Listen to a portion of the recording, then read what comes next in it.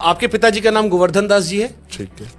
वृंदावन का एक बड़ा प्रसिद्ध पर्वत है गोवर्धन। यस है। ठीक है। आपकी माता जी का नाम कमलेश जी है। कमलेश जी का मतलब होता है कमल के भगवान। ठीक है। मैंने थोड़ा और आपके बारे में पढ़ा। आपकी वाइफ का नाम वंदना है, ठीक है। जिसका मतलब होता है स्तुति पूजन।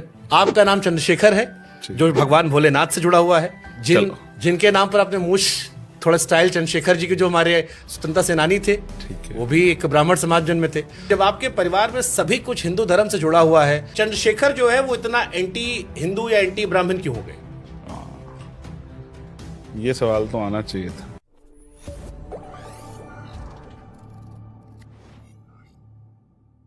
नहीं, एक बड़ा इंटरेस्टिंग चीज मुझे दिखा, बताता हूँ बताओ। क्या। आपके पिताजी का नाम गोवर्धन दास जी है। ठीक है।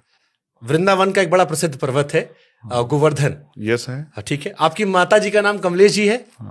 कमलेश जी का मतलब होता है कमल के भगवान। ठीक है। मैंने थोड़ा और आपके बारे में पढ़ा। आपकी वाइफ का नाम वंदना है, ठीक है। जिसका मतलब होता है स्तुति पूजन। ठीक फिर हिंदू धर्म से जुड़ा हुआ। आपका नाम चंद्रशेखर है, जो भगवान भोलेनाथ से जुड़ा हुआ है। ठीक है।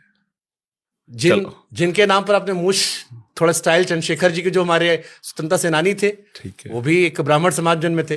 तो बहुत सारे लोग मुझसे सवाल लिख के भी भेजा लोगों ने, और पूछा भी कि जब आपके परिवार में सभी कुछ हिंदू धर्म से जुड़ा हुआ है, आपका खुद का नाम या जिन लोगों से आप इंस्पायर्ड हुए, चाहे वो मूछ पे रखने का ताओ या आपका नाम, वो भी नाम जो आपने छोड़ दिया, ठीक है। तो फिर चंद्रशेखर जो है वो इतना एंटी हिंदू या एंटी ब्राह्मण क्यों हो गए? ये सवाल तो आना चाहिए था।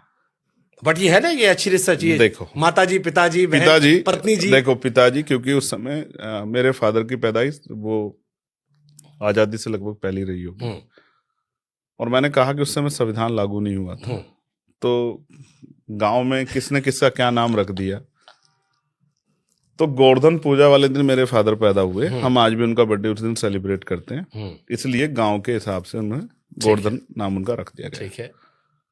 माता जी मेरी, उनके क्योंकि नाना नानी ने रखा होगा, उन पे मैं कोई टिप्पणी, तब तो शायद कमल भी नहीं होगा। नहीं, ये वाला कमल नहीं। हिंदू धर्म का कमल तो हमेशा से था ना। अब ये कमल नहीं रहा होगा बीजेपी वाला। ठीक है, अच्छी बात है।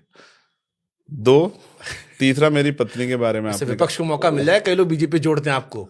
ठीक है, नहीं नहीं, ऐसा देखो, कोई क्या जोड़ता है उसका ठेका लेके नहीं मैं बैठा। अब पत्नी का भी नाम, पत्नी का वो मैंने नहीं रखा, वो आपके हाथ में था भी नहीं। हाँ, रही बात, और आपका नाम जो भोले शंकर के नाम पे रखा, वो मेरे पिताजी ने रखा। और मेरे भाई का नाम पता क्या है? क्या? भगत सिंह। जबरदस्त। अब क्या कहोगे? मेरे पिताजी ने शायद क्रांतिकारियों से इंस्पायर होके हम लोगों के नाम रखे। मुझसे जो बड़े भाई है उनका नाम भगत सिंह है, मेरा नाम चंद्रशेखर। तो ये दो करैक्टर हैं जिन्होंने देश की आजादी के लिए बलिदान दिया। सही बात है।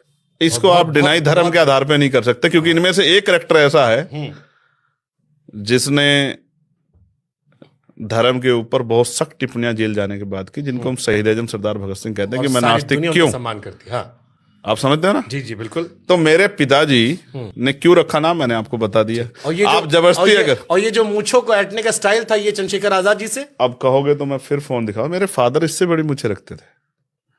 लेकिन अभी आपकी मूंछें थोड़ा नीचे लटक गई है, वो ऊपर नहीं है। वो जो ऊपर वाली आती थी ऐसे करके, ऐसे वाली नहीं, अभी थोड़ा सा ताव वाली नहीं। इस सरकार को गिरा दे फिर ताव दे देंगे। कुछ तस्वीरें निकाली हमने आपके लिए, एक सेगमेंट रखा हमने, उसके बाद फिर हम आपको जाएंगे। कुछ तस्वीरें आप ही की है, हम चाहते हैं इन तस्वीरों की कहानियां जो है वो आप हमें सुनाएं। ठीक कि है। इनकी क्या कहानियां हैं। सबसे पहले तो ये तस्वीर ये कहाँ की तस्वीर आपकी है? ये मैं जेल में था। किस साल की है? 2017 की। 17 लास्ट या 18 फर्स्ट में। मैं 16 महीने जेल में रहा एक बार में ही। तो मुझे दिक्कत हुई थी। मेरा मानना है कि मुझे जहर दिया गया था। उसकी जांच हुई, मैं 8 दिन हॉस्पिटल में भी रहा। फिर मैं सरकारी सिस्टम को समझता हूँ कि उसका खामियाजा मैं आज भी भुगत रहा हूँ।